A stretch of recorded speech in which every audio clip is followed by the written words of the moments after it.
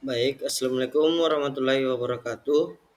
Perkenalkan, nama saya Muhammad Irsang dengan NIM 105731120622. Di sini saya ingin memaparkan tugas final akuntansi manajemen dengan tema penggelembungan pada akun piutang usaha, persediaan dan aset tetap pada studi kasus PT Tiga Pilar Sejahtera Aisyah atau TPS Food.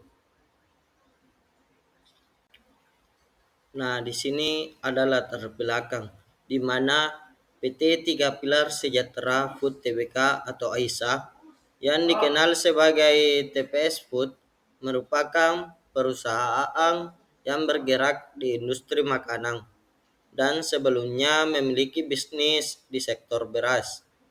Perusahaan ini sempat menjadi salah satu produsen makanan terbesar di Indonesia dengan produk mie kering, biskuit, dan makanan ringan. Namun, perusahaan merencanakan manipulasi kasus laporan keuangan dan dugaan penggelapan dana.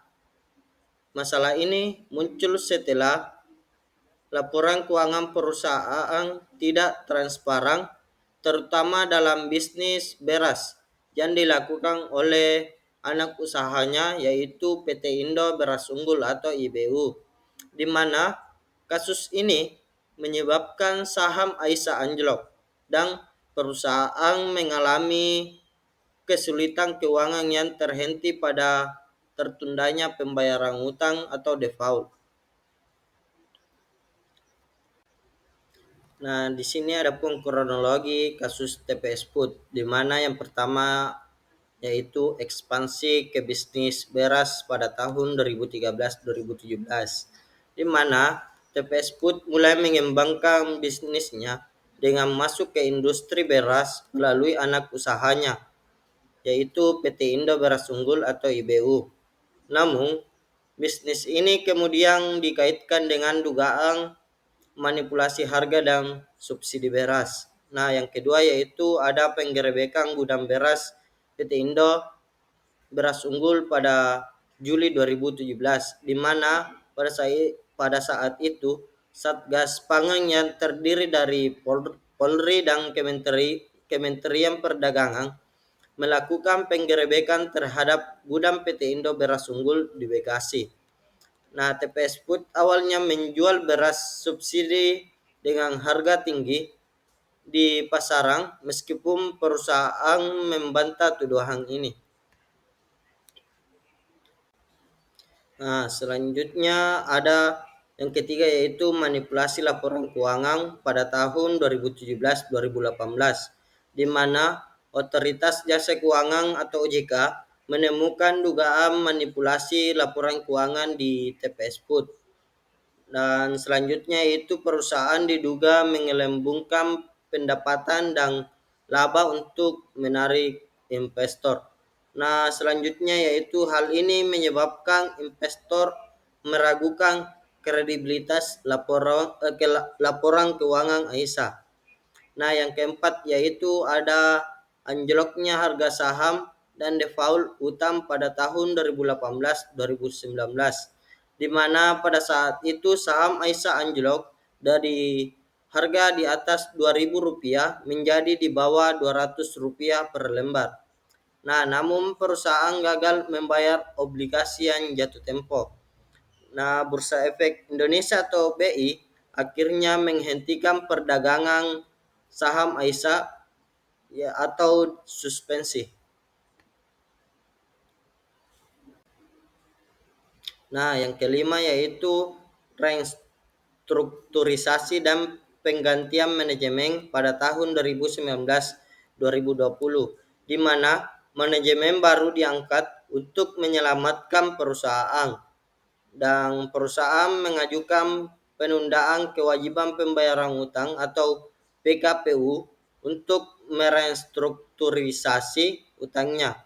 Nah, yang keenam yaitu ada pemulihan dan fokus ke bisnis makanan pada tahun 2021 sampai sekarang, di mana Aisyah kembali ke fokus pada bisnis makanannya dengan menjual divisi beras. Nah, perusahaan berusaha mengembalikan kepercayaan investor dengan meningkatkan transparansi keuangannya. Nah, selanjutnya adapun pelaku yang diduga terlibat dalam kasus tersebut, di mana yang pertama yaitu ada Joko Mogoginta atau mantan Direktur Utama TPS Food, di mana Joko Mogoginta merupakan pendiri dan mantan Direktur Utama TPS Food. Ia diduga menjadi salah satu tokoh utama dalam pengelolaan perusahaan ketika kasus manipulasi laporan keuangan terjadi. Nah, di bawah kepemimpinannya, TPS Food melakukan ekspansi agresif ke bisnis beras melalui anak usahanya PT Indo Beras Unggul atau IBU. Nah, yang kedua yaitu ada anak usaha atau PT Indo Beras Unggul atau IBU, di mana perusahaan ini diduga menjual beras bersubsidi dengan harga yang lebih tinggi yang menyebabkan penggerebekan gudang beras oleh Satgas Pangan pada Juli 2017. Nah, operasi bisnis ini menimbulkan kontroversi besar terkait pengelolaan subsidi beras dan dugaan pelanggaran perdagangan. Nah, yang ketiga yaitu ada manajemen keuangan TPS Food, di mana beberapa eksekutif di divisi keuangan diduga terlibat dalam manipulasi laporan keuangannya.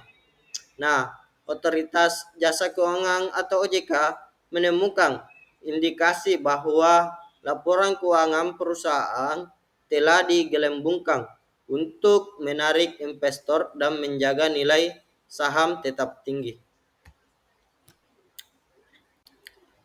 Nah, selanjutnya ada analisa kasus PT Tiga Pilar Sejahtera Food Tbk atau AISA berdasarkan konsep akuntansi manajemen. Nah, yang pertama ada pengambilan keputusan taktis biaya relevan, perilaku biaya dan penggunaan sumber daya aktivitas, di mana dalam kasus TPS Food, pengambilan keputusan taktis yang dilakukan dengan melibatkan strategi manajemen yang diduga tidak etis antara lain yang pertama yaitu adanya manipulasi laporan keuangan, di mana manajemen TPS Food diduga menggelembungkan laporan keuangan dengan mencatat pendapatan yang lebih besar dari kenyataannya untuk menarik investor dan mempertahankan harga saham. Nah, yang kedua yaitu strategi harga beras subsidi, di mana melalui PT Indo Beras Unggul atau IBU, TPS Food menjual beras subsidi